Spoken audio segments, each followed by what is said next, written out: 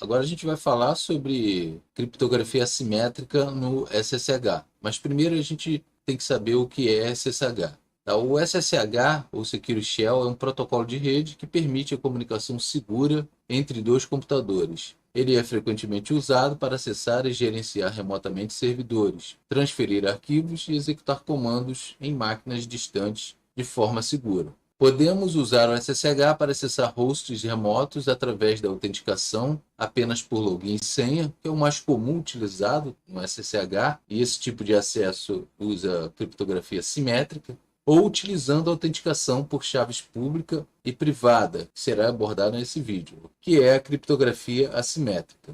A criptografia simétrica consiste aí numa chave privada e numa chave pública. A pública você envia para o host que você deseja se conectar, e a privada você deve guardar, tá, sob 7 chaves, porque é com ela que você acessa de forma segura os hosts com os quais você tem necessidade de se conectar. Então, se uma pessoa conseguir copiar a sua chave privada, ela vai ter acesso a todas as máquinas remotas que você acessa. Então, configurando o par de chaves. Antes de começarmos a configurar o par de chaves, vamos criar uma situação hipotética, na qual o Jonas, o usuário do host A, quer se comunicar com o host B, com autenticação por chave pública e privada, a criptografia simétrica. Então, ele deve seguir esses passos. Então, no passo 1, no terminal do host A, o usuário Jonas deve executar o comando ssh keygen para gerar as chaves pública e privada. Então, ele vai lá e digita ssh keygen. Este comando criará um diretório oculto no home do usuário Jonas. Então, ele vai criar o diretório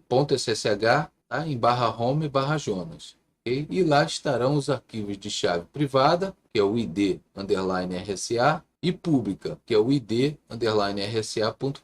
Então, opcionalmente, pode-se utilizar as opções "-f", "-t" e "-b", onde o "-f" ele define o nome do arquivo da chave. O "-t" define o tipo de chave, RSA o padrão e recomendado, e o "-b" define o tamanho da chave em bits. 4096 é um tamanho considerado bem seguro.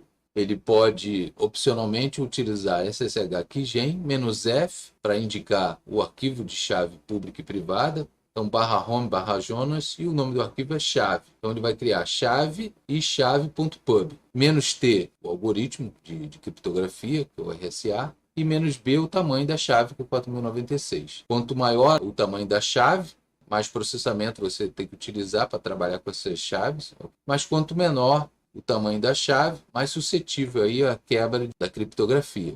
Passo 2, será questionado se deseja adicionar uma senha no processo de autenticação. Caso não queira, apenas pressione Enter 2 vezes. Caso contrário, digite uma senha forte e confirme. Não utilizaremos a senha desse laboratório, mas caso você utilize, a única coisa que vai fazer diferença é que na hora da autenticação lá, vai ser necessário você colocar uma senha para poder completar a conexão. Então tá aí, né? Geralmente a autenticação por chaves assimétricas são utilizadas para dar velocidade nas conexões remotas com outros hosts, né? Evitando entrar com login e senha. Mas você pode colocar senha, o que é mais uma camada de segurança. Então, copiando a chave pública. No passo 3, depois de as chaves geradas, vamos copiar a chave pública para o host B com o qual se deseja conectar, utilizando o comando ssh copy id.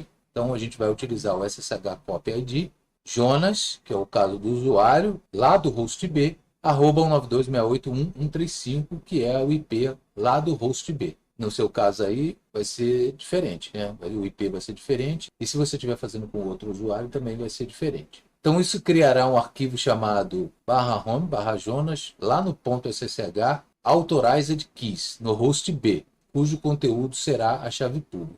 Então, a partir do momento que você faz um ssh copy id, ele cria automaticamente esse arquivo, ok? E dentro desse arquivo vai estar lá o hash da chave pública. Então, uma outra forma seria copiar o conteúdo da chave pública, ou seja, do arquivo .pub, e adicioná-lo ao arquivo authorized key, usando um editor de texto. Esse arquivo armazena as chaves públicas daqueles que se conectam ao host. Então, dentro desse arquivo authorized key, como eu já falei, né, tem todas as chaves públicas usadas para se conectar com aquele host remoto. Uma outra forma, né, que a gente vai ver também, seria criar um arquivo authorized key, tá, e copiar uma determinada chave pública para dentro desse arquivo, que funciona também do mesmo jeito. A gente vai ver também dessa forma. Mas esse é o jeito mais comum utilizado, fazendo essa cópia através do SSH Copy ID. Acessando o host remoto, passo 4. Agora chegou a hora de testar o acesso com o comando SSH. Então a gente vai digitar SSH jonas@19268.1.135 no meu caso. Se a conexão for estabelecida sem pedir senha,